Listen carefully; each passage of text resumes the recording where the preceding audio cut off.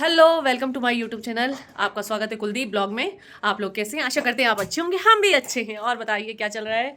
हम लोगों का भी खाना वाना बन चुका है, घर थोड़ा साफ हो चुका था मेरा, मैंने सब कुछ काम कर लिया था। आज अकेले काम किया है मैंने, आज मानसी को बिल्कुल परेशान नहीं किया। मानसी अब रोटी बना रही है, पूरा काम मैंने किया है। पढ़ाई करी इसने और बस अभी रोटी बना रही है, बाकी इसने कुछ नहीं किया। आज मैंने पूरा काम किया था। और फिर मैंने बनाई है अभी टमाटर की चटनी। जैसे मैं लोगों की चटनी बनाती हूँ वैसे मैंने टमाटर की चटनी बना दी। खुल जा सिमसिम, अरे खुल पता चल रहा है पूरी चटनी गिर गई। ये बनाई मैंने टमाटर की चटनी, टमाटर, हरी मिर्ची, धनिया, नींबू, लहसुन, जीरा, नमक, ये सबसे बना बना के खाना यार, चटनी एकदम मस्त लगती है। और अभी इधर मेरे बर्तन रखे हुए हैं धोने के, क्योंकि मैं ही धोती हूँ बर्तन। मानसी बना रही रोटी और मेरी हो गई, मेरे बच्चों की होगी दाल फ्राई और सब्जी रखी है गोभी की, वो भी खा लेंगे। मैंने बाहर की लाइट चल ना। ये है हमारी सोसाइटी और हम आ गए अभी सोसाइटी में। देखो ये हमारी सोसाइटी है। ये लोग ऐसे वेले लोग घूमते रहते, इनको कोई काम नहीं है। मैं कभी बहुत पहले घूमती थी जब थोड़ी गर्मी थी, अभी तो नहीं जाती क्योंकि मुझे समय नहीं मिलता। अब पहले घूमती थी यार, घूमती हूँ क्या मैं 8-10 दिन में नीचे उतरूँ घूमने जाऊँ, या तो फिर मैं 1-8 महीने में नीचे उतरती हूँ, सोसाइटी में घूमी आती हूँ, 1-8 चक्कर मारी आती हूँ, बस बहुत है, क्योंकि टाइम मिलता नहीं। और मेरे को मैं रंजीत के साथ जाती हूँ घूमने, तब रात को जाती हूँ कॉफ़ी वगैरह चाय वगैरह पीने, नहीं तो ऐसे नहीं जाती। उधर मंदिर है, वो दिख रहा होगा, दीपक जल रहा है वहाँ पे, वो मंदिर है, झाड़ू के नीचे से दिख रहा होगा मंदिर, ये मंदिर वो मंदिर है वहाँ हमारी सोसाइटी का। ये ब्रिज है, ये ऊपर ब्रिज जा रहा है। यहाँ गया हमारा कालू पहलवान, कहाँ गए, कहाँ भाग गया ये सही है हमरा लौंडा, कहाँ गया भैया? फिर तुम कमल में घुस गए, फिर तुम हमारे कमल में घुस गए। कहाँ? ये कभी उस वाले बेडरूम में जाता है, कभी हमारे बेडरूम में आता है, खुद के रूम में नहीं बैठेगा, इतना चतरा है। ये देखो बिग बॉस देख रहा है। हमें इसे सपोर्ट करना है, किसे? इसे सपोर्ट करना है, रजत को। उसको तू कर दो। चाहत को नहीं करना है, रजत को करना है। ये उंगली किधर जा रही, रजत को करना है। रजत, वोट फॉर रजत। रोक के रखो भैया, हमारे नहीं हैं? और रोक के रखो हमारे। ए हम भी देखेंगे बिग बॉस, अब हम बिग बॉस देखेंगे। मेरी अलमारी पूरी खुली हुई है, रोक के क्या रखूं उसमें? लाइव है। अगर खुला रहता है तो चलता है, डायरेक्ट लाइव पे नहीं पहुंचता। ये देखो इनके तूतू में मैं चालू अभी रुकना है, ये बस आ रही हूँ। चुप हो जा। ये ऐसे लड़ते हैं दिन भर, कुत्ते बिल्ली की तरह लड़ते हैं। मैं इसलिए कहती हूँ कि मेरे को जरूरत नहीं है किसी की लड़ाई झगड़े की, मेरे घर में ही बहुत होते दोनों बहन भाई की। अभी थोड़ी देर में फिर लड़ेंगे। देखो बिग बॉस, अब मैं बिग बॉस देखूंगी रजत को। उसकी स्माइल बहुत अच्छी है यार, एक नंबर लगती है उसकी स्माइल। मेरा छोटा भाई है, उसकी जैसी स्माइल है उसकी। मुझे जब भी मैं रजत को देखती हूँ तो मेरे भाई के, भले वो पहलवान नहीं है मगर उसका जो चेहरा मासूम सा है और स्माइल है, तो मेरे को रजत की याद यानी मेरे भाई की याद आ जाती है। मैं बनाऊँ रोटी? ये 4-5 रोटी के लिए क्या? सिर्फ 4-5 रोटी बनानी है? हाँ। अच्छा वाह यार। और बताएं क्या हाल चाल है सबके? हम लोग तो ऐसे ही है, फालतू लोग। Please please please please blog को भी इतना ही सपोर्ट कीजिए जितना आप शॉर्ट वीडियो को और लाइक को कर रहे हैं। प्लीज हमें आगे बढ़ाइए, सपोर्ट देते रहिए और हमारी बकबक सुनते रहिए। और बताएं, ये धनिया ऐसे ही रख दिया, ये पूरा ये सब कुछ मैं साफ करके रखती हूँ, ये कुछ नहीं करती है। मुझे ऐसा लग रही है तो मुझे आज कितने ताने मारेगी। तुझे ताने मारने की जरूरत क्या है? तू खुद एक ताना है बहन, समझी? समझ गए। हाँ, ये साला ये तोरन का पट्टा बनाने में पता है बहुत समय लगता है, सबसे ज्यादा पता है तोरन का पट्टा, यानी 6 से 7 मीटर का पट्टा बनता है, तब जाके वो पूरा होता है। उसको बनाते बनाते हाथ दुखने लगता है, दिखता वो जल्दी जल्दी है मगर होता नहीं है साला। थक गई हूँ। ये भी मैंने बनाया था, एक ये है, एक यहाँ है, एक ये यहाँ बिछा है, एक और भी कहीं है, शायद अंदर है, पता नहीं कहाँ है, एक और है अंदर। मैं दिन भर कुछ ना कुछ करती रहती हूँ, कम से कम काम में बिजी रहती हूँ अपने। किसी का खून नहीं पीती हूँ ना। हाँ क्या है, काम करने में इतना वो रहते मगन के कुछ पता ही नहीं चलता। और मानसी हमारी पता है इतना ढीला काम करती है, इतना 10 घंटे लगाती है काम करने में, समझ नहीं गई। आज मैं बताती हूँ आपको असलियत। यानी हम सुबह, यानी रंजित 12 बजे चला जाता है, नहीं सुनना पड़ेगा, आप लोगों को पता चले कि मानसी कितना काम करती है। अरे बेटा पता है, सुबह रंजित 11, 11:30 या 12 बजे तक घर से चले जाते हैं। चुप रहे। उसके बाद है ना काम, मैं अपना काम करती हूँ, बर्तन मांजती हूँ, किचन साफ करती हूँ, सब्जी बनाती हूँ, कपड़े धोती हूँ, प्रेस करती हूँ, सब काम मैं करती हूँ। ये झाड़ू पोछे में ही 2 बजा देती है और उतने में। और आज वही काम मैंने किया है तो मैंने 1 घंटे 1.5 घंटे में पूरा काम से फ्री हो गई हूँ। यानी 1-1.5 घंटे में सब दूर के काम से। उल्टा मैंने पूरी सफाई भी करी है, स्टोर की सफाई करी, अपने कमरे की सफाई करी है, बाथरूम वगैरह धोने से लेके बाहर गैलरी तक पूरा एक से लेके जेड तक मैंने पूरा काम करा और एक एक चीज बताई है मैंने कि देख आज टाइल्स कैसे चमक रहे हैं। ये टाइल्सों पे हमेशा कचरा नजर आता है, आज एक बाल भी नजर नहीं आएगा। ये ऐसा झाड़ू पोछा लगाती कि पूरे सब दूर बाल बाल दिखते हैं ओ मुझे। मेरी दादी, ओ मेरे तुम मेरी दादी जैसी सास क्या है। बहू बनेगा बे तू? मेरे को बनना ही नहीं। तुझे इसको जो भैया जो है ना मेरा दामाद है ना, लाइफ में बोलते हैं ना कि हमको तुम्हारा दामाद बनना है, तो समझ झाड़ू पोछा अपने खुद कर लेना। अपने जो काम है ना वो स्वयं कर सके तो इसको ले जाना भैया। मेरा फ्यूचर दामाद ऐसा होना चाहिए जो नौकर खुद बन सके, ना कि मेरी बेटी से काम करवाए। मेरे से नहीं होगा भैया, क्योंकि वो पता है क्या बोलेगा, मम्मी तुम ही चल दो, तुम ही कर दो हमारे घर का काम, तुम्हारी बेटी को तो काम नहीं आता। नौकर लगी। क्योंकि मेरे को तो सभी काम के लिए ही यूज करते हैं। मैं जब मेरे ससुराल में थी तो सुबह से मेरी सासू माँ 6 बजे से 7 बजे आवाज लगा देती, पिंकी ओ पिंकी। मैं हाँ मम्मी, ये आजा नीचे चाय पी ले और है ना ये काम कर दे। मैंने कहा हाँ मम्मी आ रही हूँ। फिर मैं यानी 4 मंजिल का पूरा झाड़ू पोछा कपड़े लत्ते सब करके फिर अपने घर का करती थी। यानी मुझे 2 बज जाते थे काम करते करते। उसके बाद में 3 बजे सिलाई सेंटर जाती थी सिलाई सीखने। मैंने 1 महीना सिलाई सीखी, फिर खुद का काम चालू करा बुटीक्स का। यानी मैं ससुराल वालों की शुरू से नौकरानी बनी रही। उनके बच्चे पैदा करवाना, उनका ऑपरेशन करवाना, सास ससुर की और सास का इतना बड़ा बच्चा संभालना वो भी निकम्मा बहुत। यानी मेरे से लोग पता है बहुत काम निकलवा लेते हैं यार, इसलिए मैं बोल रही हूँ। और पता है क्या कहने को मिलता है, मेरी माँ हो, मेरी सास हो, मेरे ससुर हो, ऐसे लेके जेड तक मेरे मायके में है 15 यानी 30-35 लोग हैं, और जो मेरे ससुराल में वो भी 50 लोग हैं। तो मेरी माँ कहती है वो तो सब है ना सीख लेती है, सब कर लेगी। और मेरे सास ससुर भी यही बोलते थे, हाँ वो तो कर लेगी। यानी करता हुआ ये नहीं सोचते हैं कि उसके ऊपर आपने बर्डन डाल रखा है। हाँ वो तो कर लेती है।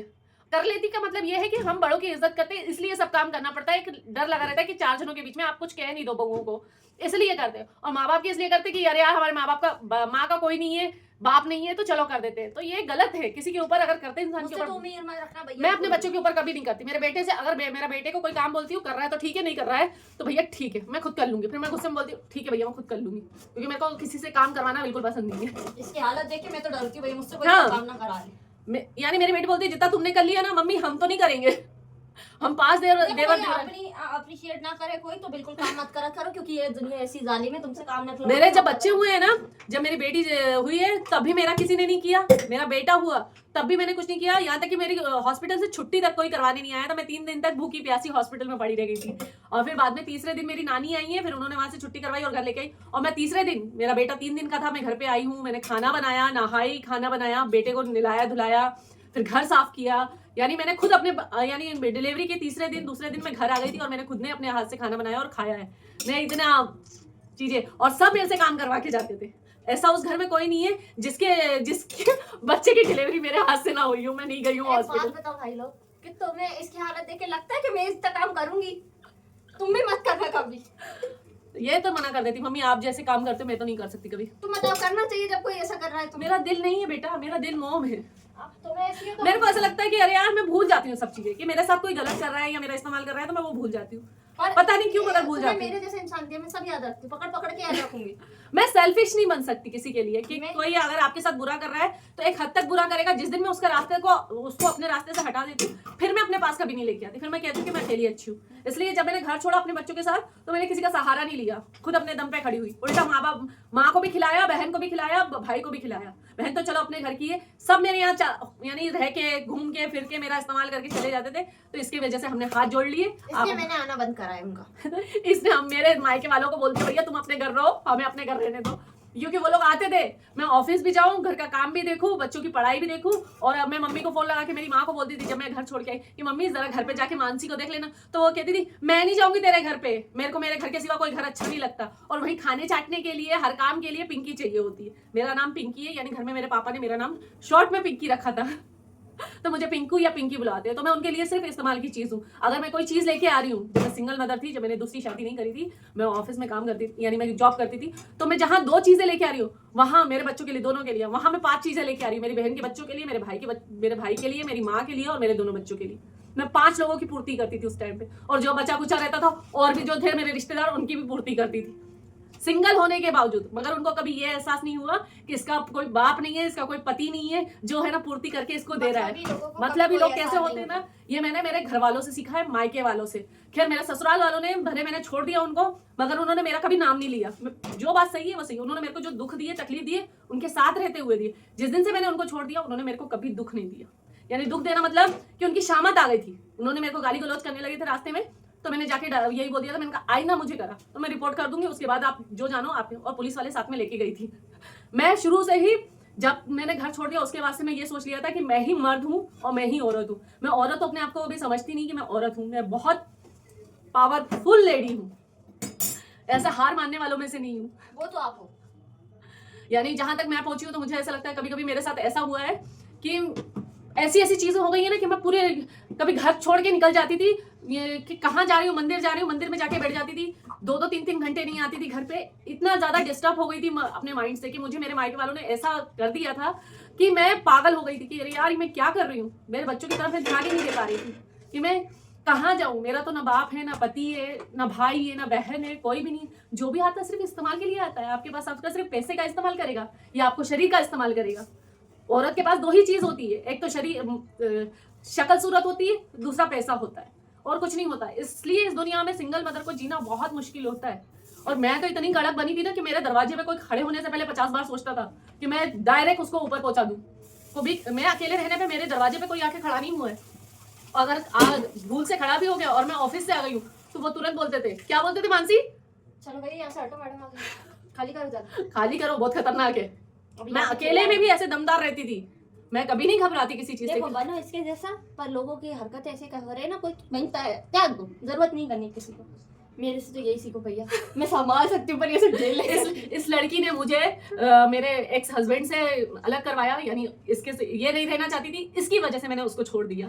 ऐसा लग रही है सुनने में जैसे मैं इस कहानी के विलन। वो यानी उसकी कुछ हरकतें बहुत ज्यादा लेवल पे भारी हो गई थी, तो इसलिए इसने बोल दिया मम्मी हम अब नहीं रह सकते, इसके साथ नहीं रह सकते। और इसी ने ही मेरे मायके वालों से अलग कर दिया कि मम्मी आप जब तक अपने मायके वालों की करती रहोगी आप कभी आगे नहीं बढ़ोगी। और ये बात हकीकत है, जिस दिन से मैंने उनको छोड़ा उस दिन से मेरा लेवल यहाँ हो गया।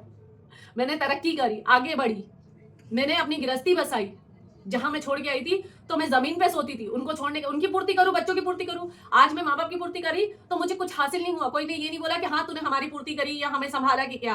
कल को मेरे बच्चों की मैं उनकी कर रही थी तो बच्चों की नजरों में गलत हो जाती, तो बच्चे कल को यही बोलते ना तुमने क्या किया, तुमने तो अपने मायके वालों के लिए किया, हमारे लिए क्या किया, उल्टा हमारे बाप से हमको लेके आ गई, ये सुनने को मिलता। मगर वक्त रहते जो चीजें सही होती है मैं समझ जाती हूँ कि जो हुआ बहुत अच्छा हुआ, जो नहीं हुआ वो और भी अच्छा है। बहुत सारे आप एंड डूइंग योर बेस्ट। हाँ, अपनी लाइफ में जो इंसान है उसके लिए इतना हद तक कर दो कि उसके जैसा इंसान कभी आपको मिल ना सके। मेरा मानना यही है। मैं इसलिए इतनी क्या बोलते हैं, इतनी वो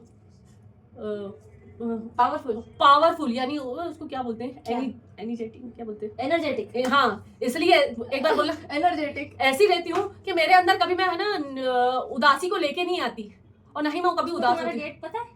नहीं मैं ऐसी ही बिंदास रहती हूँ। मुझे पता है मेरा गुस्सा ऐसा हो चुका है कि 2-5 मिनट का घर वालों के लिए, जैसे रंजीत हो गए, मानसी हो गए, राजवीर हो गया, नहीं इन चारों के लिए। नहीं मेरे लिए नहीं। हाँ, इसके लिए तो नहीं होता। नहीं इसके लिए नहीं होता, इस सबका गुस्सा ये ऐसा नहीं है। ये बोलती जाएगी मेरा बस काम है चुपचाप सुनती। मैं ज्यादा देर तक गुस्सा होती हूँ, बस चिल्ला चोट करती हूँ, खत्म हो जाता है। 5 मिनट के बाद जब इसका ऊपर से खत्म हो जाएगा तभी शांत हो जाएगी अपने आप ही। हाँ, मेरा गुस्सा 2 मिनट का होता है, सिर्फ मेरे 3 लोगों के लिए और बाकी किसी के लिए नहीं, क्योंकि मैं बहुत प्रिय हूँ, ये जानती है क्या, मैं मुझसे कुछ भी नहीं बोलूंगी, बस यही पूछूंगी हुआ क्या है तुमको, हुआ क्या है, सही बताओ हुआ क्या है, किसने क्या कर। और ये जब पूछती ना तुमको हुआ क्या है, मेरे को ऐसे चिल्लाना छूटी कि दुकान के नीचे। मगर मैंने अपनी जिंदगी यही सीखी है कि खुश रहो, मस्त रहो, कोई रखा नहीं है दुनिया में, कल मर जाएंगे तो कोई किसी को पूछेगा भी नहीं। बात तो सही है भाई, हंस लिया बोल लिया। अब तो मैंने ऐसा कर दिया कि मेरे मरने के बाद मेरा पोता पोती मेरे को देखेंगे टीवी पे। अरे हमारी दादी तो देखो कितनी मस्त थी। हाँ ये भी सही है। क्यों बुआ, मेरे बच्चे मेरे बच्चे तो बोलेंगे बुआ सब नहीं दिया हमारे। राज यानी मेरे बेटे के जो बच्चे होंगे वो बोलेंगे बुआ तुम हमारे घर क्यों पड़ी रहती हो, तुम शादी करके जाती क्यों नहीं हो। जिस दिन मेरा भाई शादी कर लेगा उस दिन मैं चली जाऊंगी यहाँ से। फिर मेरे पोता पोती मानसी से कहेंगे बुआ तुम ऐसी क्यों हो, तुम सबसे अलग क्यों हो, कबड्डी क्यों। तुम्हें पालने वाली मैं ही होंगी, तुम्हारा बाप ऐसी हरकतें करता है, पालेगा भी तुम्हें। पहले तो उसको बीवी तो मिल जाने दो भगवान।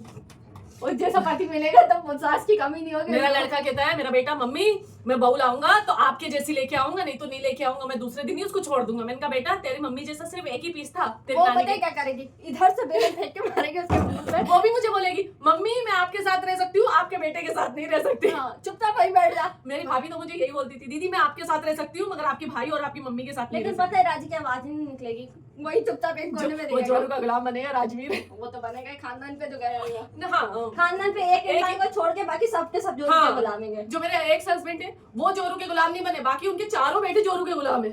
यानी मैंने देखते देखते रह गई कि यार ये तो सारे अपनी बीवियों को सुनते हैं और मेरा वाला ही नहीं सुनता। तुम्हारी किस्मत जो मेरी किस्मत तो पता नहीं किससे लिखी थी यार। इतनी घिस घिस के लिखी हुई है, खत्म ही नहीं होती थी। सब अपनी अपनी बीवियों को सुनते थे, वही अंधेरे को छोड़ के। वो कलयुग का श्रवण कुमार था बस।